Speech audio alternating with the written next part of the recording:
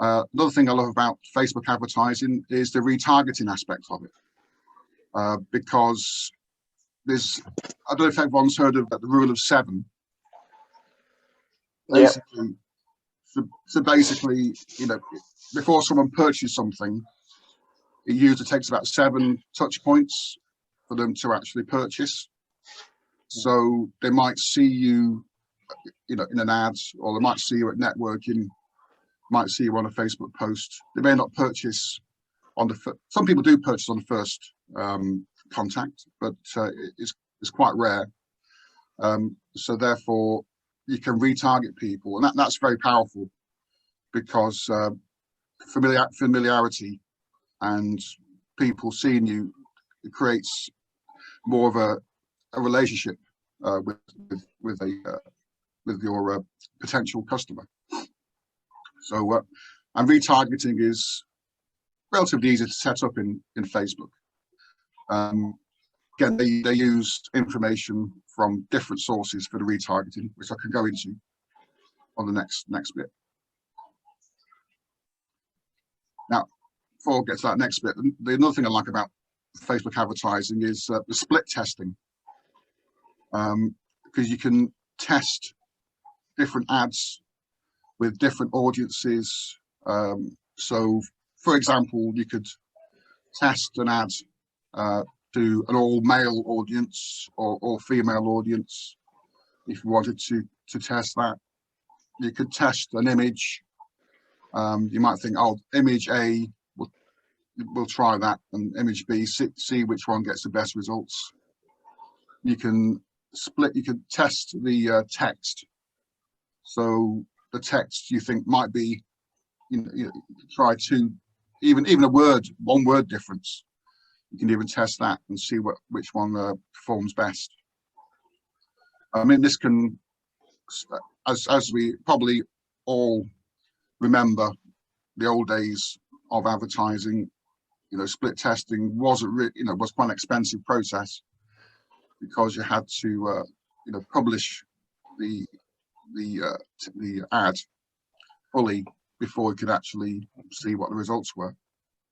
And it was quite a laborious process, and only the pros and the people with lots of money could do it in the past. But with split testing, you can actually, do a bit of market research before you actually spend the big bucks, which I do recommend.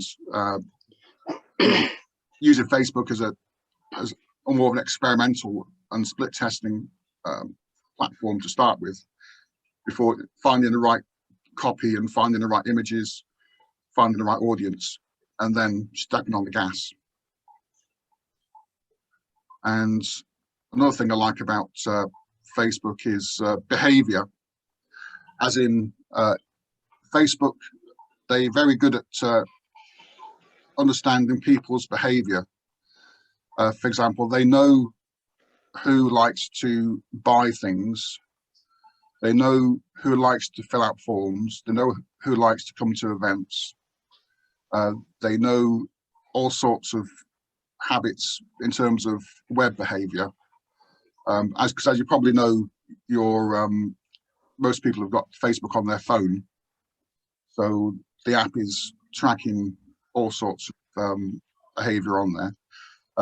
There are moves to restrict that tracking, but we'll see how effective they are at restricting it, because there's so many ways they can get the information. But understanding people's behavior, it's not, you can't read your mind yet, but it gets close to it. It could be, I've thought about things and I've seen it on Facebook, which is quite weird, because I'm sure I haven't actually, entered it into a keyboard or anything on the keyboard or search for it. So yes, but I think that's my paranoia rather than actual reality. So 10 advantages of advertising on Facebook. So the cost, if you do it right, the better the ad performance, the less you pay.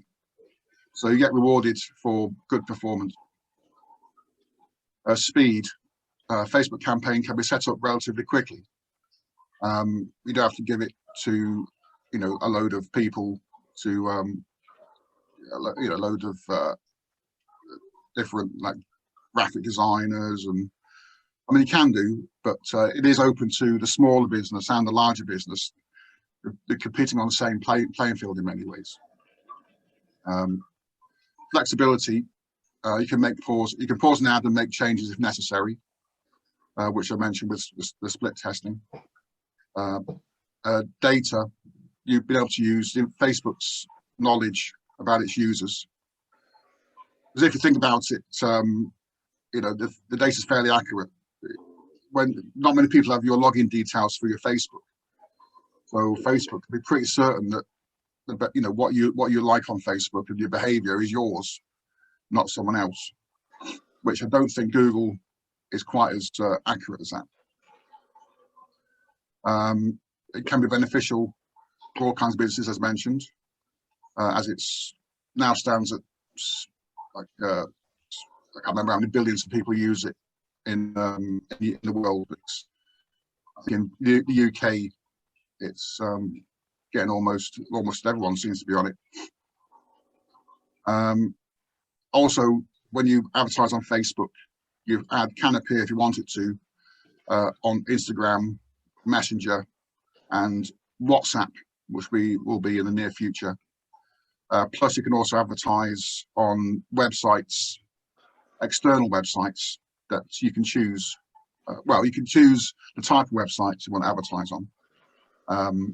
And so it's not just on Facebook now you can advertise. You can also advertise on websites and apps that have a relationship with Facebook.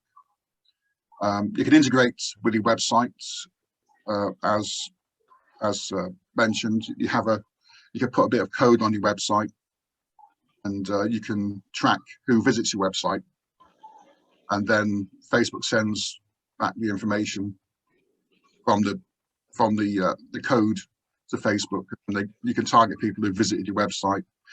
Maybe people bought something, and then they decided they changed their mind, or it was time for tea, and they went downstairs. But you can actually you can retarget people, as mentioned before, where you can target people who've maybe added to carts, or maybe people who viewed a certain page, and maybe for some reason they didn't purchase or do anything. Or it could be just the fact that people take a bit of time to kind of get to know you, and they might be checking out other competitors' websites as well. So then you can remind them with a Facebook ad when they're trying to make up their minds that you're still there, and they might go with you because they've seen your ad and go, okay, you've made more of an impact with them than maybe a competitor who they saw only once, maybe saw you 2 or 3 times, and then they're more likely to go with you. And 10, as previously mentioned. So there are 11 types of Facebook campaign you can do. Some are quite specialist, but there's brand awareness. Brand awareness and reach tend to be for bigger advertisers who just want to get as many people as possible nationwide to see their ads. Traffic, if you want more traffic to your website, you can use that. Engagement, if you want more likes for your page, or likes and comments on your posts, you can use that campaign. If you have an app, you can get people to install your app with a specific campaign. And obviously, because Facebook know your behavior, they can target people who install apps. Video views, which are favorite ones, because you can target people with video, and you can measure who's interested in your video, and then target them again with maybe another ad. For example, if someone watches, say, 75% of your video, you can target them again with another ad or video. So you can see, obviously, people who watch 1% of it won't be as interested. So you can start to weed out the people who are more interested, and sort of people who are not so interested. Lead generation, that's what when Donna filled out the form to come to Trade to Business, that's what she did. She left a name, email, and phone number. And they usually target people who have a habit of doing that. That's me. There you go. Messages, you can do a lead generation ad with messages, so you can all the conversation can be on Messenger. Doesn't have to be on Facebook at all. So people could send you messages, and again, it targets people who tend to prefer Messenger, because there are a lot of people who like the Messenger and WhatsApp rather than Facebook because it's more private, or they think it's more private, but it's probably not. Conversions is to do with sales. So if you're selling something, then that's the campaign you want to run, because they're targeting people who have a history of buying things and more likely to buy. So really, when you want to, if you have an e-commerce